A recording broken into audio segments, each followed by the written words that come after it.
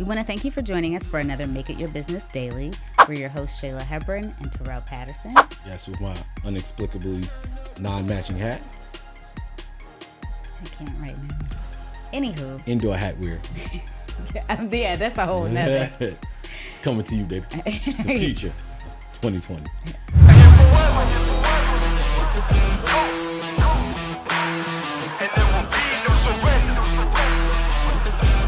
Now allow me to reintroduce myself. We're actually wearing black and white in honor of the unity we've been seeing in the streets here in the protest for the latest in police injustice and brutality, with lives lost, Ahmaud Arbery, Breonna Taylor, and of course, George Floyd. Amongst many others. Amongst too many others. Yes. Those are just three of the recent ones that have happened within the last 3 months. Yes. Ironically, during our pandemic that we are having here, considering we're the epicenter of the world, leading in cases and in deaths, unfortunately. Most of those have disproportionately been African Americans, which brings us to a larger problem, and something that we wanted to discuss today is how underserved the African American community has been since we were brought here on ships, in chains, sold as property, made to work for no pay for 400 years and then some. Mm-hmm. As business owners and as Black people in America, Terrell and I are always talking about what next. We aren't just business owners. We also, our training is in the creative field. Mm-hmm. We both work in production. So we know that the power of telling stories, the power of illustrating truth to power. Mm-hmm. And one of the things that we wanted to do, not just with this Make It Your Business Daily show, highlighting what is going on in the business world, what's going on in lifestyles, but we also wanted to discuss, as Black people in America, we want to discuss what is happening every day. Yeah. Not just what's happening right now, but what this country is now being exposed to by the video of George Floyd's death is something, unfortunately, that he and I have had to deal with, fear, pray about, and every day we step outside of our door. You never know when it's going to be your last, not by what happens in our community, not by a car accident, not by a plane crash, not by any forms of travel, but by just being Black in America. So we wanted to look at the fact that since we are looking at this time where people are standing up with us, which is how change happens.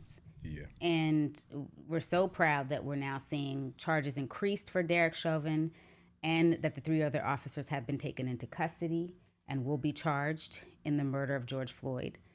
But not just that, we know that it doesn't end there. We still need convictions, the things that we have not seen in the murders of Mike Brown, Trayvon Martin, Eric Garner, Sean Bell, Amadou Diallo, Terrence Crutcher, Breonna Taylor, Sandra Bland, Philando Castillo. I mean, we can go on and on and on and on for the Emmett Till, for the list of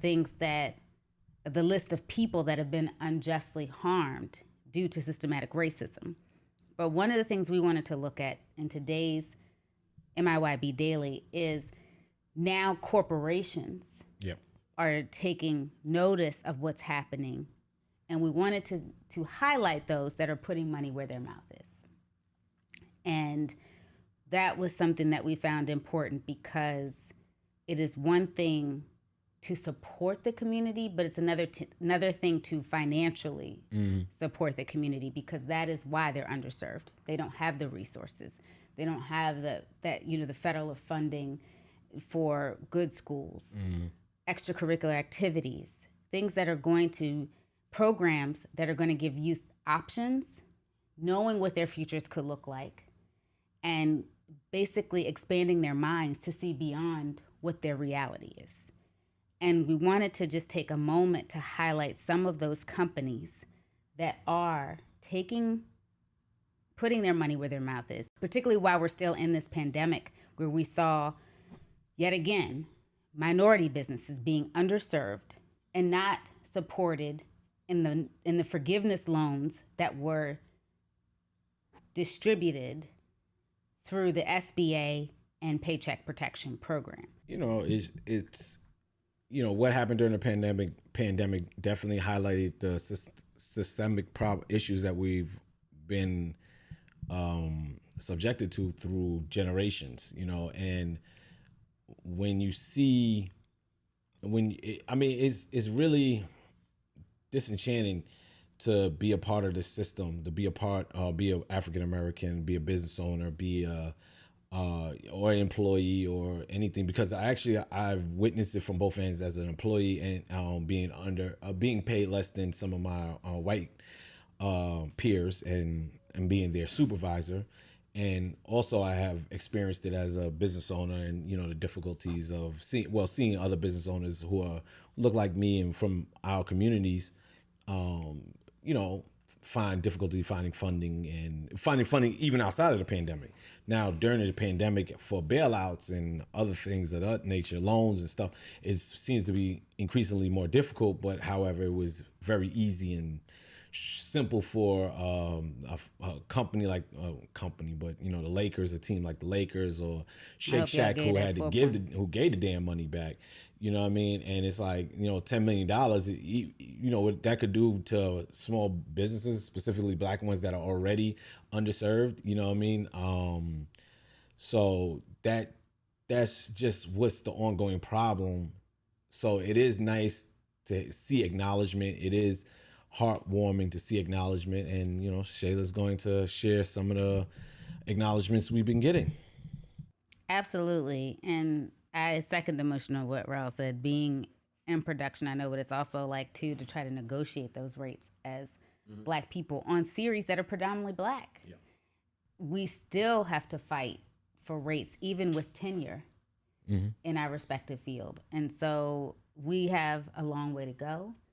But we do thank those companies that are stepping up and supporting funds and organizations against racial injustice, and also uplifting companies that are giving back to minority employees and workers, starting with those For Love and Lemons, which is actually an LA fashion brand. Shout out to For Love and Lemons.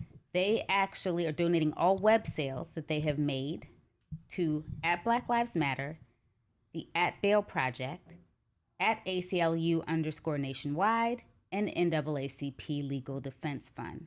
They are currently at $67,000 and are asking you to please help raise more funds for these organizations. So if you're looking for some new gear, check out For Love and Lemons and see if they have something that's up your alley.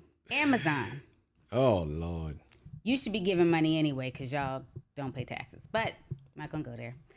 That's not what this list is about. They are donating a total of $10 million to the following organizations that support economic opportunities, education, and justice for Black Americans: ACLU, Brennan Center for Justice, Equal Justice Initiative, Lawyers Committee for Civil Rights Under Law, NAACP, National Bar Association, National Museum of African American History and Culture, National Urban League, and Thurgood Marshall College Fund. Also, UNCF, the United Negro College Fund, and Year Up.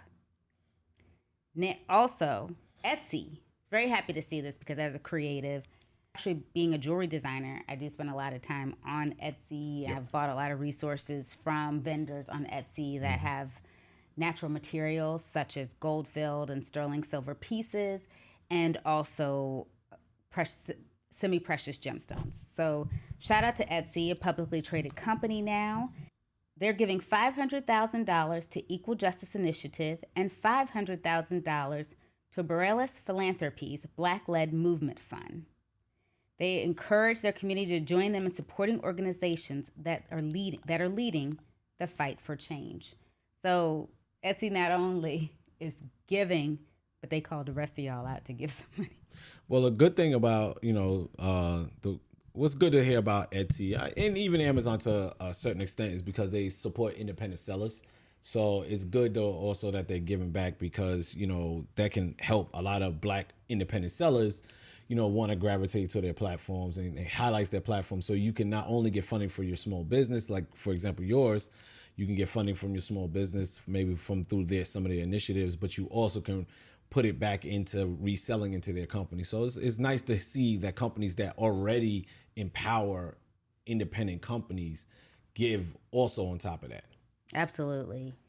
Glossier, who is a beauty brand, and they are donating $500,000 across organizations focused on combating racial injustice, which are Black Lives Matter, the NAACP Legal Defense and Educational Fund, the Equal Justice Initiative, the Marsha P. Johnson Institute, and we the Protesters. In an effort to make an impact within their own industry, this is what I really like, they're allocating an additional $500,000 in the form of grants to Black-owned beauty businesses. Whoa. And there's more details to come on this initiative in June. So please look out for Glossier. If you do like their products, maybe you can support them in an effort to help move that initiative along so that Black beauty brands will have an opportunity to move forward as well. It's a big deal. Really big deal. And Fashion Nova, who a lot of people are... But shout out to Fashion Nova. Shout out to Fashion Nova. And they are announcing a dedication to ongoing action. They're pledging to spend $1 million throughout 2020 in donations for community resources and activism, awareness campaigns, and other initiatives to help in the fight for racial equality and opportunity. They will donate to organizations fighting for change, such as Black Lives Matter, NAACP Legal and Education Fund, and At Your Rights Camp, which is Colin Kaepernick, right? Okay. I mean, that's dope, especially because a lot of their clothes are urban apparel. So it is really refreshing that they are not just going to take our money, but they're going to reinvest our money. So, and they also use a lot of urban influencers. So, it is really nice to see that they're, just not going to make money off their backs like some, some other companies and stuff like that, namely like with the Knicks statements that they released at MSG was kind of like, we gonna stay indifferent. And it was like, but you're not indifferent about the money that you make off of black basketball players. So, which we're gonna talk more about. Now, shout out to my girl, Jessica Alba, fellow double minority.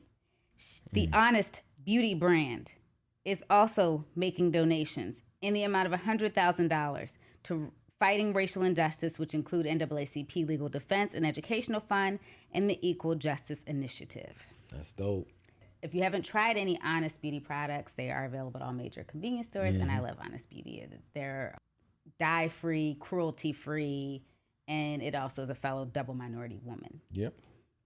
Giving back too. That's what's up. Gap Inc. Gap Inc., whose brands include Banana Republic, Athleta, Gap, and Old Navy, have come together to donate $250,000 to support NAACP and embrace race. Anesthesia Beverly Hills is also jumping in the fight, donating $100,000 to Black Lives Matter, the Innocence Project, NAACP Legal Defense and Education Fund, Black Visions Collective, and the Marshall Project. Everlane, which you all know is fashion, is also is donating $75,000 to the Equal Justice Initiative and $75,000 to the ACLU. Now, Spanx, all of you love Spanx, is also jumping in the game and giving $100,000 to Black Lives Matter. Oh, it's also jumping in the fight. I'm sorry, I should say. It's also jumping in the fight. And they're donating $100,000 to Black Lives Matter, NAACP Legal Defense and Education Fund, and the Minnesota Freedom Fund. Herbivore Botanicals, they've raised so far $46,000 that they'll be donating to ACLU, Black Lives Matter, Minnesota Freedom Fund. They are also giving proceeds from they're also donating from online proceeds. So please support Herbivore Botanicals. Fabletics will be donating $50,000 in support of the ACLU. Pretty Little Thing, which is also a fashion brand, is donating proceeds from its Sweetie collaboration to Black Lives Matter. Billy is donating. Billy, which I just recently became familiar with because of Pinterest. Shout out to Pinterest. No shout out. I don't know if they've given money. Billy, which I've become familiar with on the Pinterest platform, they are similar to a lot of these multi-brands now. They have razors, they have makeup wipe removers, almost like Honest brand. Okay. So they're kind of a new beauty brand in that sense, lots of fun colors. So they're definitely, their target is younger millennials and Gen Zers. They are donating $100,000 to Black Lives Matter and the NAACP. Peloton might be getting me a bike. Peloton is also jumping in the fight, giving $500,000 to NAACP's Legal and Defense Fund. Peloton says that we have more work to do. Will you join us? Join the Black Lives Matter Tag and Ride, Run and Flow with fellow members in support and solidarity. Speak up and speak out against racism. Learn ways to practice anti-racism and donate to NAACP Legal Defense and Educational Fund. Yeah, we got to get to the actual podcast. GoFundMe CEO Tim Cadigan has sent out an email subscription, like many brands have, saying that they are also hosting a drive towards Justice and Equality Fund. They are committed to $500,000, which will initially focus on bail, racial justice, and law enforcement reform. Those are just a few of the brands. I mean, the article actually that I was reading off the brands from actually have 48 so far in total. Okay. And there's so many more. I keep getting emails in regards to that. Unfortunately, I've done several email subscriptions, so I get a lot of email subscriptions from brands. So I have actually had the opportunity to see what companies are doing, and that was something I know we are spending a lot of time in here sheltering in place, and we get a chance to discuss that a lot, and that was really important to me because we've been business owners for 4 years now, and we can't just walk into a bank and ask for a loan. Yeah. And it is really nice to see those brands. I want to lift up those brands that are giving specifically to not just, they're giving specifically to innocence projects. Yeah. Justice reform, and legal and defense funds, which is something that unfortunately we're also underserved in terms of having a proper legal defense when we are unjustly and charged for a crime that we did not commit. And also, I do like the fact that they're pushing for reform in general for racial injustice. So I do want to lift up those brands that specifically targeted those, because I do feel like having those resources on hand is important as well. Yep. So yes, I'm really excited to see that this conversation, all of the protests, all of the marches, we're finally starting to see some action. We're not anywhere near the promised land. We're not even at the foot of the mountain to climb to get to the promised land. Absolutely. But I'm so glad to see that major corporations are taking note of what's happening in this country. It's starting some conversation, and it's actually pushing forth change in what is one of the biggest perpetrators of racism, socioeconomic oppression. And they're pushing that conversation forward by putting their money where their mouth is. Yeah, definitely the first thing I want to do is commend each and one of these companies, because it is important that you do give back, understanding the place of privilege that, these company CEOs are, that these presidents are, and, I pray that they are giving because it's from a place of goodness, not just a place of guilt. Yes. And they're trying to spin it as goodness, because, if that's the case, I guess all money is green, so I'm not going to judge from that perspective, but I will say they need to really look in the mirror and look at the type of people they are.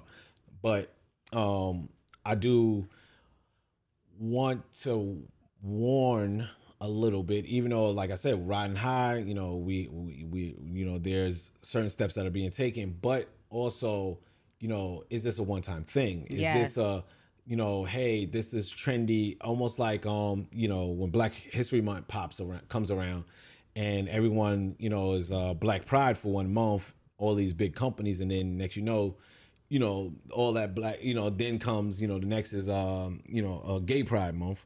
But, then and then you have all the flags, then, next, and then you're just following whatever the trend is coming. Right. And are you actually really invested in people and culture? You don't have to be specific to like, okay, we for February is just this group and this month is this group. It should, you're in a position of power, so you should be supporting all underprivileged groups. You should be, and yes, specifically in America, the most underprivileged group is African Americans, due to the fact that we had to build your country for free.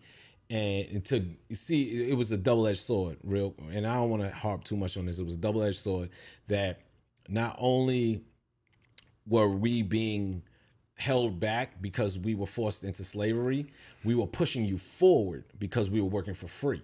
So not only were we being left behind, not only were we, let's say if we're all on level 5, we're getting pushed down to 1 and propelling you up to 10. So the gap is even wider than even what people even perceive it to be. So because you thrive. Yeah, you created generational wealth and you stripped our identities. Forget that we even had earned any income or anything like that. Like, we didn't even have identities. You stripped our identities, but you created generational wealth for your families. And then say, like, well, during, after the civil rights movement, to say, all right, everything is cool, right? High five. All right, let's smoke some crack together in the 80s and, call it a day. Like, no, so, I don't want people to think that that this one payoff is going to solve all the issues. This is going to take a lot of work. It's going to take a lot of bonding. It's going to take a lot of work together, a lot of understanding, a lot of patience. And, we still have a lot of anger. So be patient with us, understanding that we are angry about a lot of things, but also, like, deservingly so, you're going to get a lot of anger. You're going to get a lot of protesting. It's still, like, it should not end. Yes. It should not end, and obviously we should have had the beginning. We had the civil rights movements. We had other movements throughout history. And George Floyd, unfortunately, I'm sorry, I didn't mean to cut you off. No, I was just going to say, and I'll toss it to you about, to talk about how this particular incident affected us. But, it's just don't let this be a one-time thing, because, there needs to be more done, much, much more done. Appreciative of the help you're giving, but don't ride off on your white horse, no pun intended, thinking you're a savior. So, Shayla, how do you feel about what is happening right now with all these donations and all these companies standing up, but it took a man's death to propel it to happen? Like you said, I'm happy to see it, but I don't want this to be another Oscar so white. I feel like once Hollywood, and I hate to say allowed, but greenlit some Black stories to be told. Yeah. And you saw a more diverse, and you saw more diverse content being produced and being consumed, and then also being nominated.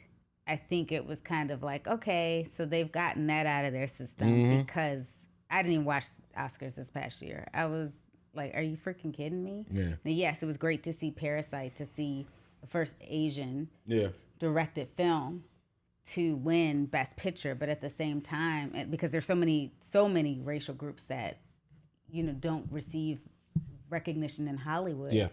But at the same time, how much pacifying do you think it's like we get breadcrumbs. Yeah. We don't, we never really get to, it's almost like what the leftovers the slaves got. It's never like, okay, let's give them a full loaf of bread. We don't want any more of this loaf. So let's give them the rest of the loaf that's left. Well, do you think it's this is an opinion piece. So do you think it has anything to do with like, all right, if the fact that we're giving you anything means that you should be happy, and we don't owe you anything else? Or what do you think is the mentality going through this process? Because it is been a common thread of seeing Oscar So White or any other movement or anything else. I think it has yet to be seen. I think the one good thing about George Floyd, and this is awful to say it, like Will Smith said it best, racism isn't just getting worse, it's now being filmed. Mm-hmm. So it's always been here. I mean, I don't know how a death like a Trayvon Martin or Tamir Rice, people whose lives hadn't really even started, get snuffed. Particularly even in a Mike Brown was, if any of you know anything about the Mike Brown case, the fact that just got swept so far under the rug. I mean, that was murder. I mean, if you look at the police reports and you look at the autopsy, the trajectory of the bullets in his head meant someone was standing over him, shooting him when he had collapsed on the ground. So basically that officer had shot him, saw that he had shot him, knew he didn't have any way to explain how he shot this man, and knew he had to murder him in cold blood. He's left in the street for hours for members of the community to just see his body on the ground in the hot sun, because it was summertime. Yep. I mean, that's how you treat an animal. So I think the thing about it is that I want to see if this continues. We do appreciate you moving forward, but what are you going to do to continue to help push this fight forward? Course. Are you just waiting for the protests to die down, for the streets to get quiet, for everyone to go back to business? Because we can't stop being black when this is all over. Yeah. That's the privilege that everyone else has that we don't have. So this is a fight that we go through every day of our lives. Yeah. It's just something that you can hang up on the shelf and say, I was there for the march. I think the thing I would like to see is for this to just start a conversation. I'd love to talk to other business owners who aren't necessarily that look like us about how they can help uplift, because that's what we're supposed to do. This isn't competition. Yeah. As a community, we should be supporting one another and lifting one another and help pushing one another forward. Yeah. And those are the kind of things I'd like to see come out of this in terms of how we can not just, we as business owners are here to serve a community, to serve people. Yep. So how do we move beyond doing that and serving our communities and coming together and doing that too? But those are the things that I would like to see moving forward. I want to ask you, what types of things would you like to see coming out of this? Coming out of this? I mean, you could throw money at the problem, but I want to see things being built in the communities. Better schools, more resources. Of course, better policing. You know what I mean? Maybe even and I know this is funny to speak about this during this time that but money should be invested into the police department on a state level, and retraining. Yeah. How to be part of the community. Like you hear stories about how cops used to walk around the community. You mentioned about living in the community, and really getting to know your residents. Caring about your residents, not throwing, this young black kid on the ground and don't care about him because you don't know anything about him, don't know his family. Like, actually say, being able to see, if you see a young gentleman and you think he's getting into something he ain't supposed to do, you ain't got to arrest him. You could just walk up to him and say, hey, I know your moms.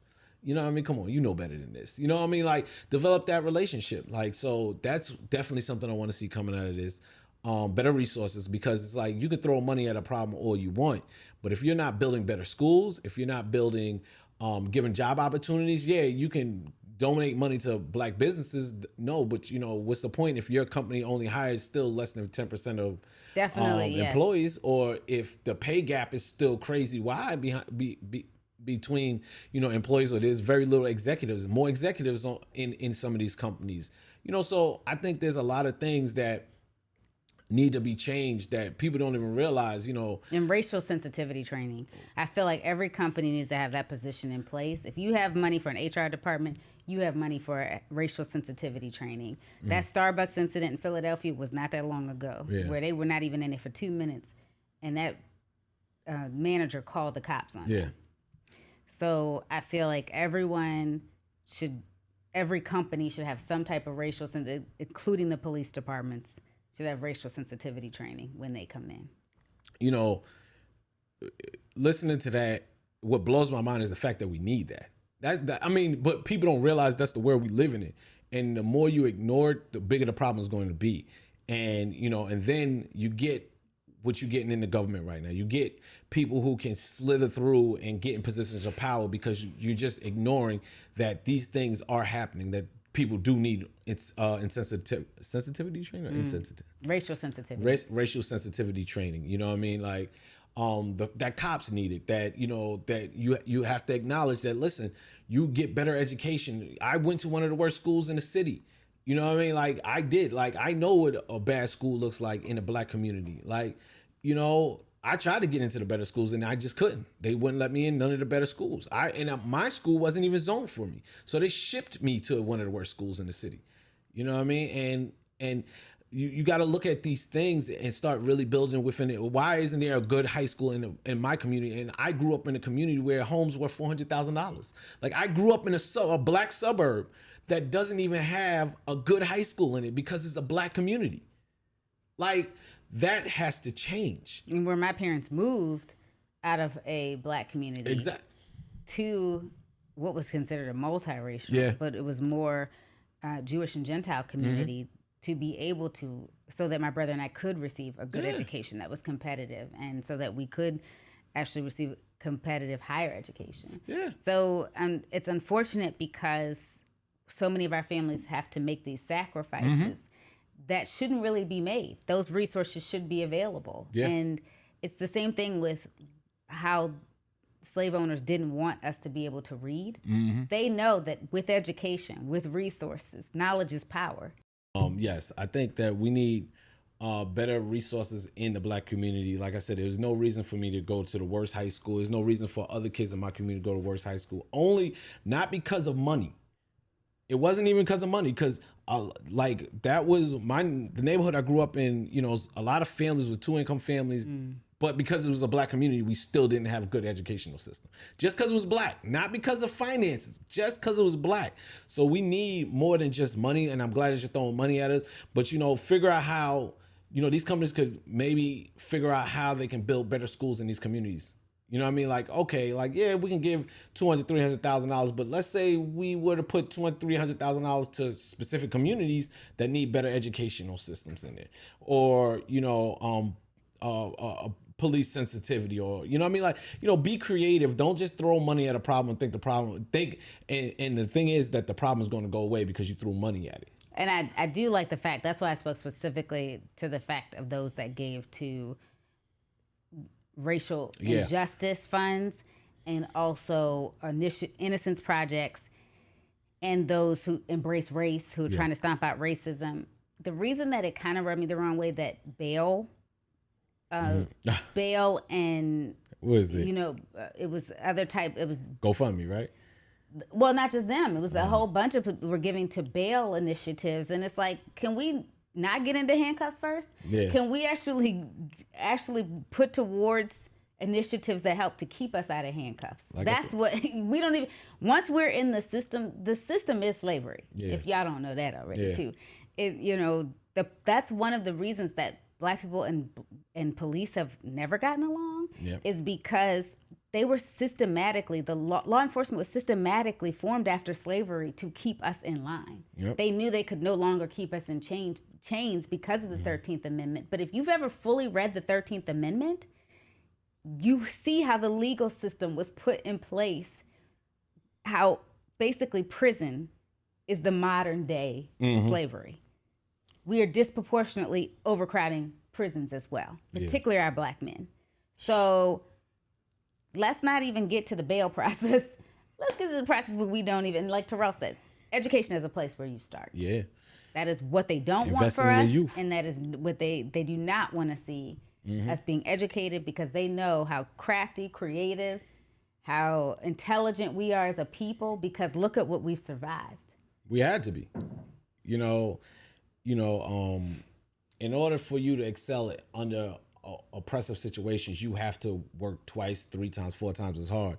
So, of course, after working generations of that hard, of course, we're going to excel in a lot of things that, will put us in a position to be equal or surpass some of our peers. So, of course, if you want to keep your superiority, you're not going to give us the same opportunities. But, let's get over that. Let's get over that, and let's start creating equal opportunities for everybody, and understanding that we all started, us Black people started behind, so giving us extra resources so we can at least get a percentage to catch up. Because probably in my generation, and maybe even my kids' generation, we won't actually be equal, but maybe my great grandkids can finally say, like, to walk out the door and feel like on an even playing field with somebody who is a white person out there. Like, that's the thing, is like, I was talking to you the other day, or I think it was earlier today or yesterday, and I said, what would life be if I could just walk outside and just be like the same, like a white person, like, you know what I mean? Like, have the same resources, the same opportunities, treated the same by police officers, treated the same walking into stores. I honestly don't know how I would act if somebody walked in and greeted me like in a store and didn't follow me around. Like, I would be like, oh, is this right? Like, I would feel uncomfortable. We got so used to being like, I'm not even comfortable. I can't even describe if I would be comfortable if I was treated equally.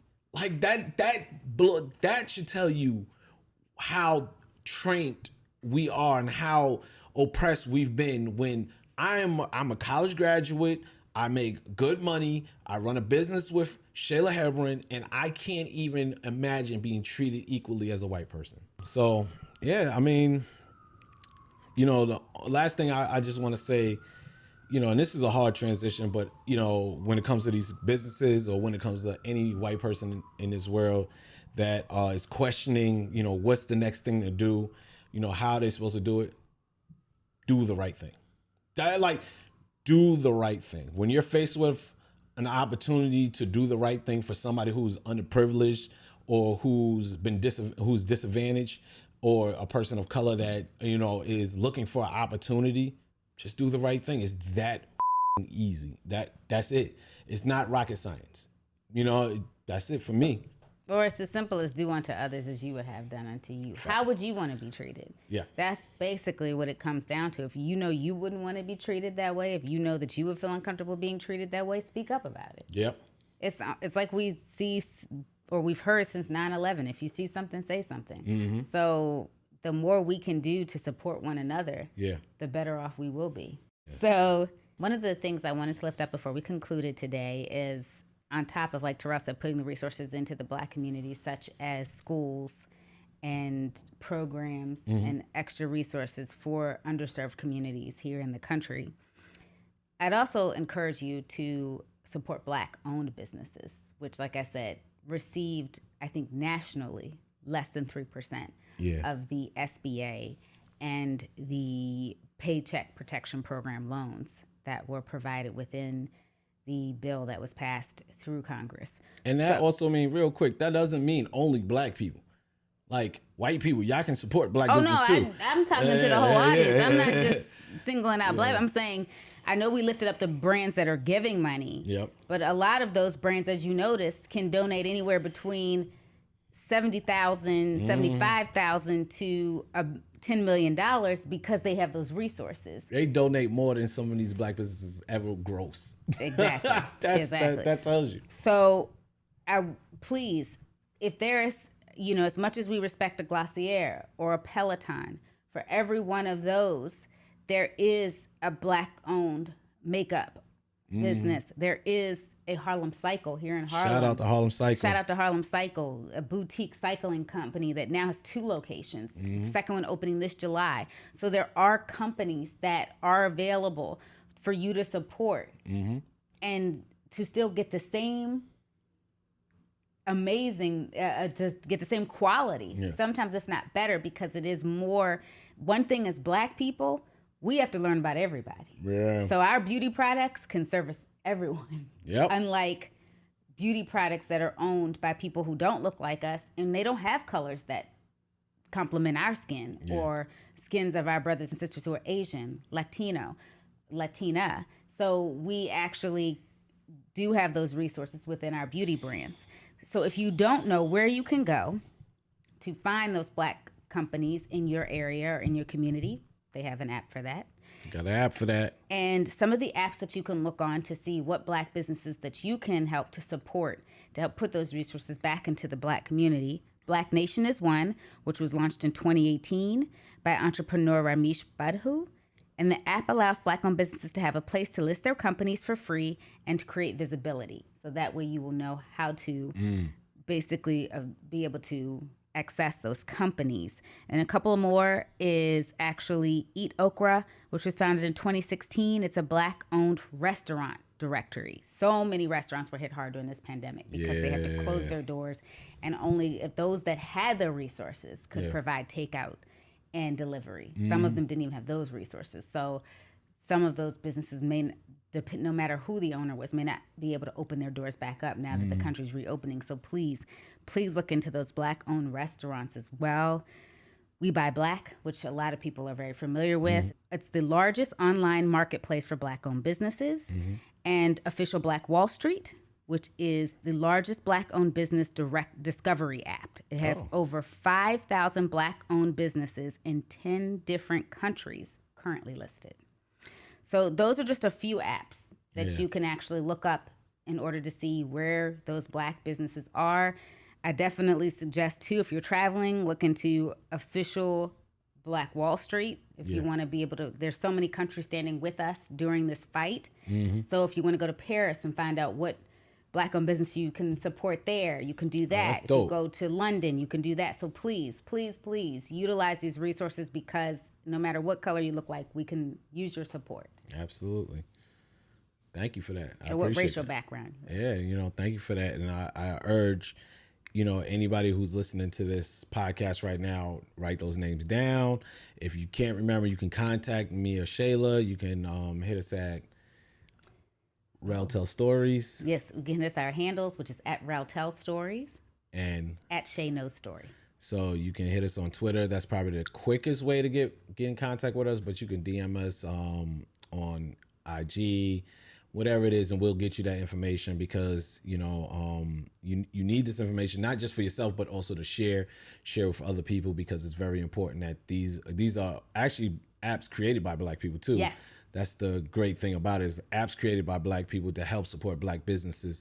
And, and every single dollar, every single, opportunity that's given is a step in the right direction for each and every one of these companies. So that's what we need. I want to thank everyone who actually supports MIYB Daily. If you just take time out just to listen to us, you're supporting us, and we really do appreciate you taking time, because one of the things that I always said I wanted to do when I first started producing series, and it was really important to me that I wanted to tell stories that if I could help one person, then I was doing something right.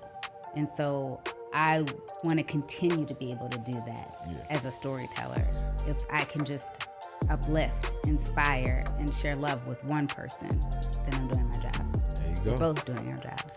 Yeah, and that's everybody. I think everybody, if they adapt that mentality, if you could just, we'll all uplift each other, There you go. We got a job to do. You're on your own with this black.